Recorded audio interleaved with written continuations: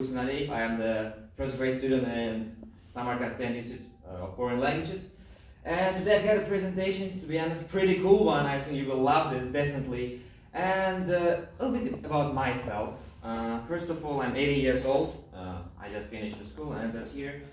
And the reason why I decided to participate in this speaking club and take part, be a speaker in here for the first time, is that I really love speaking in public. I really love influencing people, inspiring them, and all of these things. I've got a Telegram and Instagram channel. I will leave the notes, like QR code, you will find it. And also, the reason why I decided, I don't know, it's kind of started from my childhood. Because when I firstly started the school year, like let's say 6th grade, 7th grade, I had some troubles, to be honest. I had some difficulties with the learning Uzbek language because I was born here, but anyway I lived 4 years in Russia, and that's why I had really troubles with the Uzbek language. Hopefully in 1 year I could manage it and somehow learn it, alright? And in the process of learning this Uzbek language, I had some difficulties with people, like my classmates. There were some, I don't want to get in deep details what happened in there. Let's leave it within myself, alright? Yeah. And after this, I kind of got really into the motivation, reading all of these books, listening to all of these famous people, like public speakers, public influencers. Maybe you've heard about the Jordan Peterson, Jim Rohn, Denzel Washington, and all of these people. I kind of got inspired by them. They made all of this content, they made all of these movies, they are public speakers, and I decided, why not? What I don't have, that they have, so I can do it. What I have, but they don't have, so I can do it. You know what I'm saying? And that's why I decided, why not just give it a try? And I started, and I've been running it for 1 year. It wasn't that successful, to be honest. It's in the process of getting successful, I hope. And that's why I decided to record it. And you have already managed it, reach some kind of success. Because success doesn't mean that reaching the goal or like going up immediately. It goes like step by step. So. And in most cases, you just fail. Right. And then once you stand up and then keep failing. That's the thing. Yeah. So we've got like 5 things we're gonna talk about real quick, and the first one will be show you the real life. But what is gonna show you the real life? And here is the title of today's presentation. Why is it important to have difficulties? Why? Have you thought about it? Anyone? Yes. Why is it important to have difficulties, to have troubles, to have failures, to have all of these things? Why? And in this presentation, I will explain. First of all, it will show you the real life, how it is.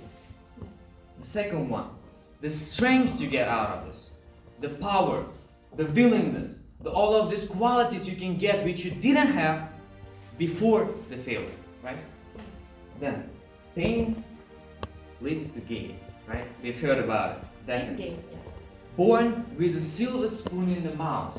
Have you heard this expression? Anyone? Yeah, that's great. Then you will know. I will anyway explain what does it mean, but anyway, that's great. And the 5th one, celebrities who overcame their adversities at the end. So let's start with the first one. Realization of the life. Here's the first thing, why you need the difficulties. Challenges lead to acceptance.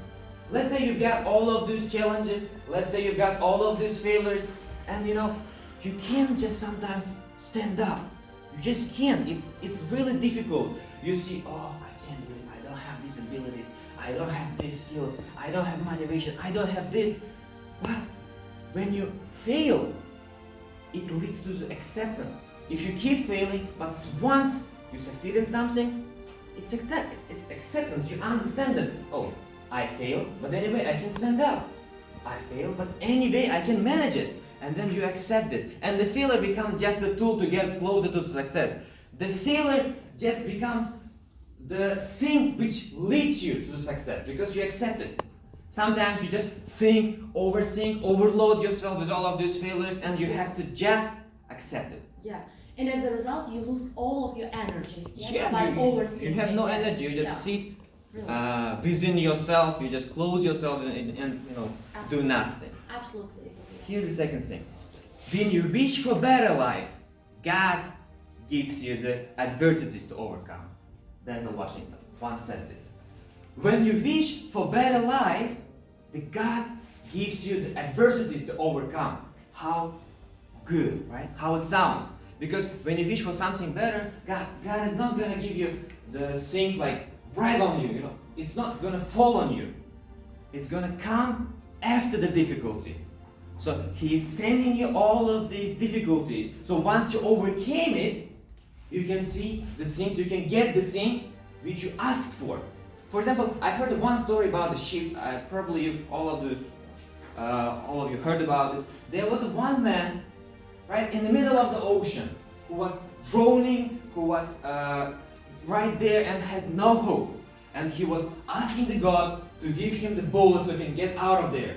He was asking and praying, keep praying. And once one really big ship was passing by, and then they told him, "Oh, young man, let's help you. We want to help you. Get on the boat." He said, No. I'm praying. The God is going to give me the boat. Then he cried. Here comes the second boat. The same thing, they told him that he's going to rescue him, that he's going to help that little boy. Right? No. I'm praying to the God. He's going to save me. And then the third one also passed by.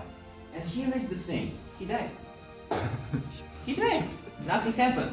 He was praying for the things, and the God gave him 3 opportunities. Yeah. But he didn't accept it.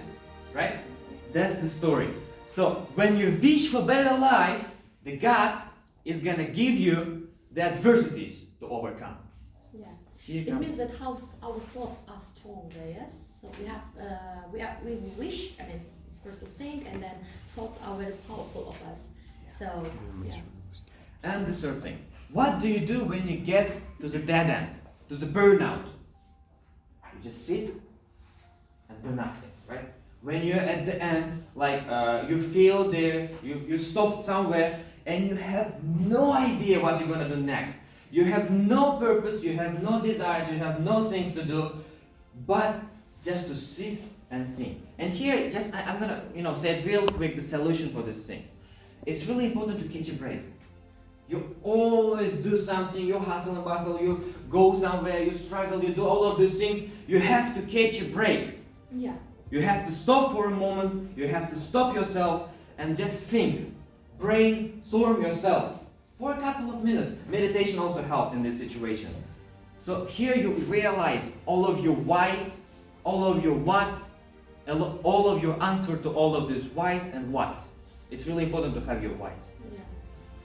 And the second thing, power of willingness. Let's see. Fall down 7 times, get up 8. Right? It's closer to the first one, like acceptance of the failures.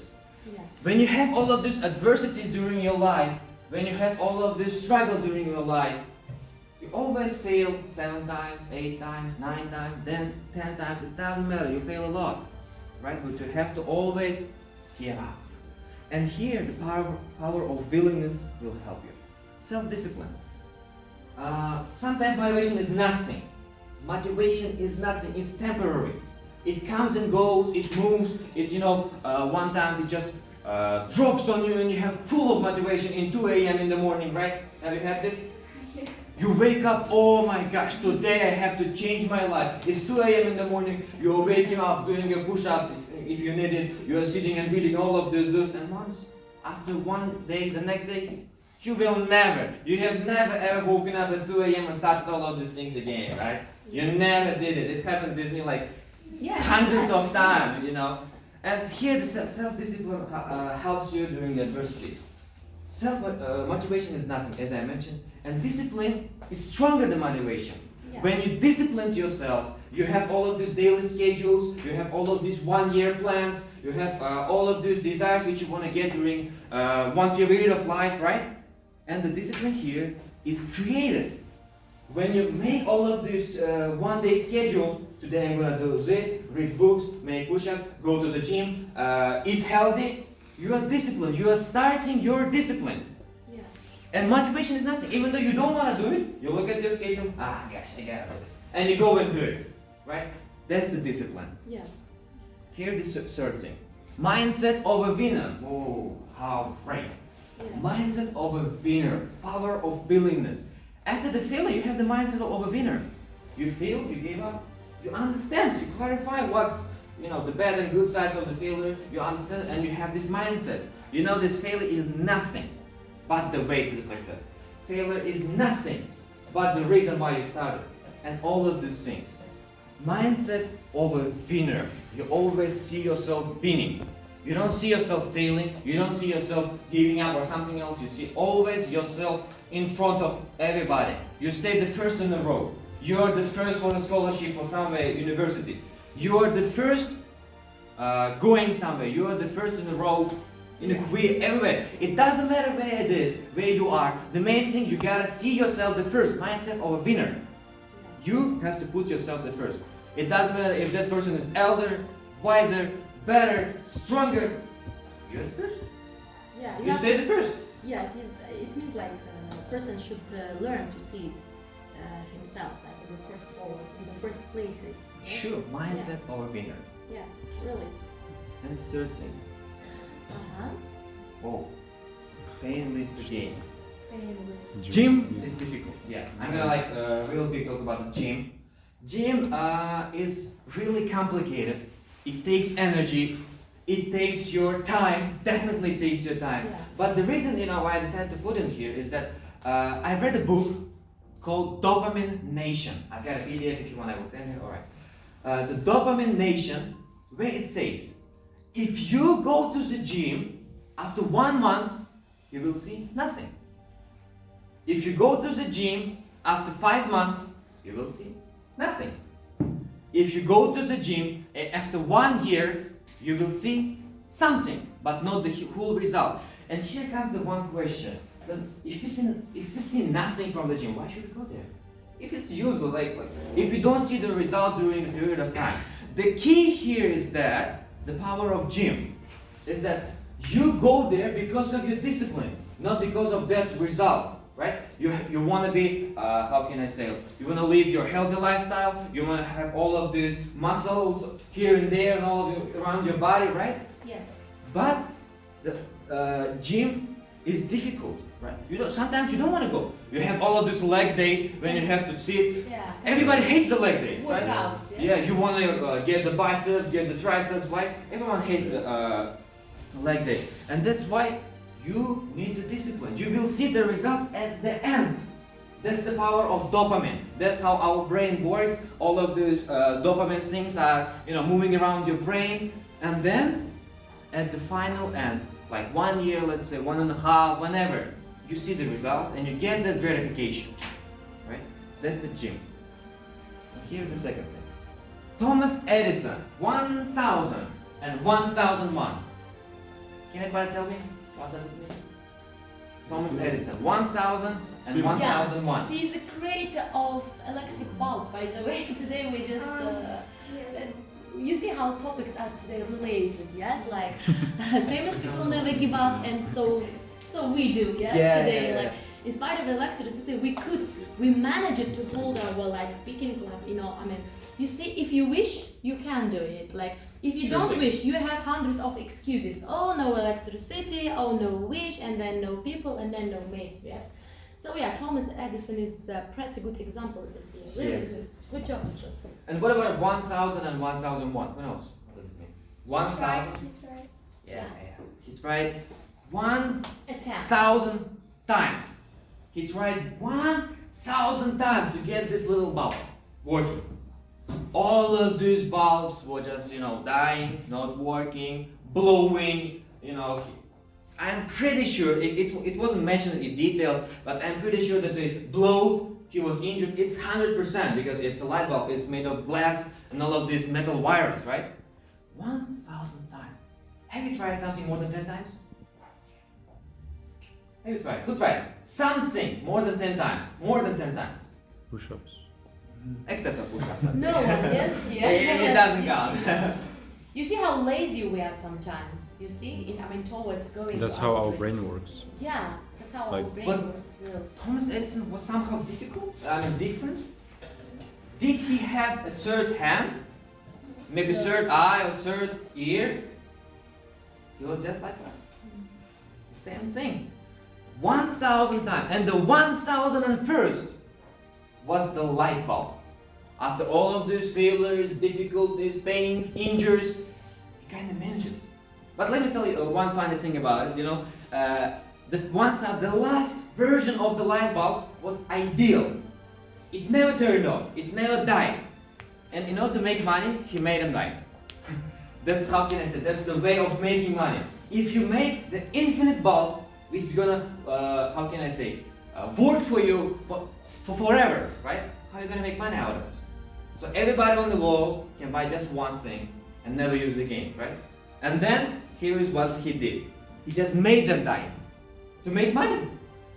He failed and then gained something. He failed and made his money, and now he is successful. Ever since he made this light bulb, we still remember him and his genius ideas of how making money and all of these light bulbs, right? So that's why failure is nothing. 1,000 times. I've never tried anything more than 10 times, to be honest. Right. Never. Oh, the joy after pain. Just as I mentioned, after the pain, after the gym, for example, you feel all of this pain, but then when you leave that place, oh, how enjoy life. After the exam, you are stressed, your hands are shaking, your feet are trembling, everybody is moving, everything is moving. I mean, when you leave that exam, when you leave that, for example, IELTS, I take an IELTS. When you leave that place, oh my gosh, that's how wonderful it is, right? You feel yourself really free. You are free like a bird. You can do whatever you want. And it actually doesn't matter what score you're gonna get because you already did something. You can't change it. You're like, oh gosh, whatever is going to happen, is going to happen, right? And this is the joy after the pain. That's why in the middle of pain, it's the worst idea which can come to your mind, just to throw in a towel, like, just to give up in the middle of pain. When you bear this, when you overcome this, you feel this freedom within yourself. That's the best feeling I've ever feel.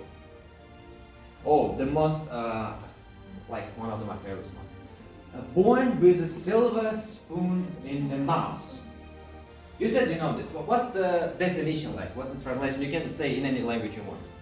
Yes, born with silver spoon in the mouth, it means like he's lucky. Yeah, he's lucky. Yeah, his family is rich. His brothers, sisters, all of them are rich. He has anything she wants. Whatever desires he has, for example, he gets it. And here I just want to tell you something. All of these people who were born with silver spoon in the mouth, sometimes, not all the time, let me tell you, because there are some people who were born with a silver spoon in the mouth and they couldn't manage all of these things, be a normal person, average person. The first problem with this is a boring life. You don't need anything. You don't need to work. You don't need to study. You have your puppy. You have your mommy. You can get your money, And that's the thing. The life is getting boring when you just have nothing like to do and you have all of this money. You want to fly somewhere? Go get money from your mom and fly to Dubai, wherever you want. Go travel. The life, and then, let me tell you something. If you go somewhere, do all of these things, it will be interesting till a certain time. Let's say you will have joy till 25, 30, 40. What after that? You have no knowledge. You don't know anything. You don't have money. And then parents are not giving you money. You are useless. You have nothing to do. And then the boring, terrible, difficult, awful life is just popping out in your life, and you're sitting and scratching your head and doing what you're gonna do next, right? That's the thing. Life is boring. When you don't learn, when you don't study, when you don't move forward, life is boring. For example, I had, to be honest, not now, 12 hours of free time, 12 hours in a day. I didn't have a job, I wasn't studying at that moment, and it was really boring. I had nothing to do but playing some games, going outside, you just waste your time. When you have free time, it's bad, really. When you have free time, it's bad. It's much better to occupy this time, to use this time for something better. for the job, for the studies, for the learning something, for making something, making content, whatever you do. And then you can have 2-3 hours of free time. You can go somewhere with your friends, you can go somewhere to do something, to eat something, and then you have to show up. You have to do the job. You have to move. The second thing, no value in life, as I mentioned. No value of the things you've got. For example, all of these luxury cars, luxury house. You don't get the gratification out of this. You don't get the satisfaction. Because just imagine, we are in the United States going somewhere, entering the hotel, and for us that's the brilliant hotel, right? All of these commodities, all of these things which are in there, the waitresses, they are moving your luggage right to your room and everything. Well, wow, what's the ceremony, what's the place, what's the scene, right? But imagine if you had all of this, like hundreds of times. You moved somewhere, you've gone somewhere, you've been there hundreds of times, and you just don't feel the gratification. You don't feel, it's not something new for you. It's like coming to the university, you know, the other day, tomorrow, day after tomorrow, you just come here. But the first day I've come here, whoa, that was brilliant. Most of people remember. That was actually brilliant. I'm like, wow, this institute, this is the place entering. I've never been there, right?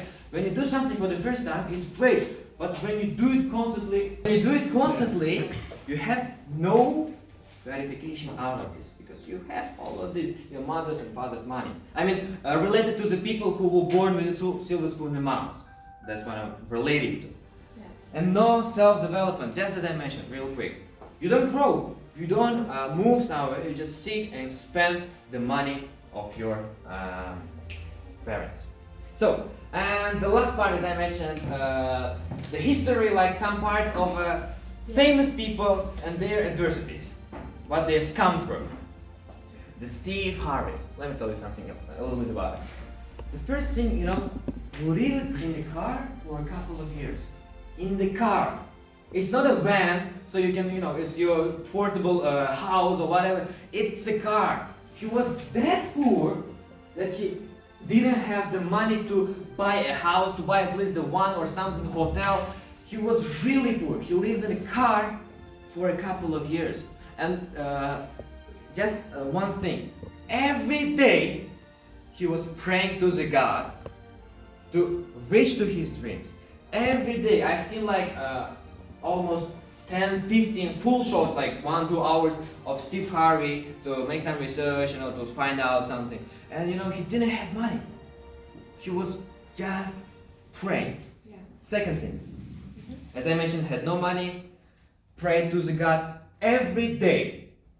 And then we come with the help of generous people. I've seen just one moment in that show. With the help of generous people, he was able to travel. He kind of started his business. He kind of started moving from starting something like his own dreams, going towards them, right? And then with the help of generous people, he started traveling. He had to travel in order to get all of these people to be a household name, in other words, to be famous, right? And then he couldn't manage it. And every time he gets on the stage, he tells one thing. I've prayed to the God every day in order to get here. Every time when I get on the stage, he tells one thing. I was praying to the God every day, and I said to him, if you will help me and I will manage this, I will tell everybody that it was you. That's what he said. Jim Carrey. Yes, the second person we're going to talk about.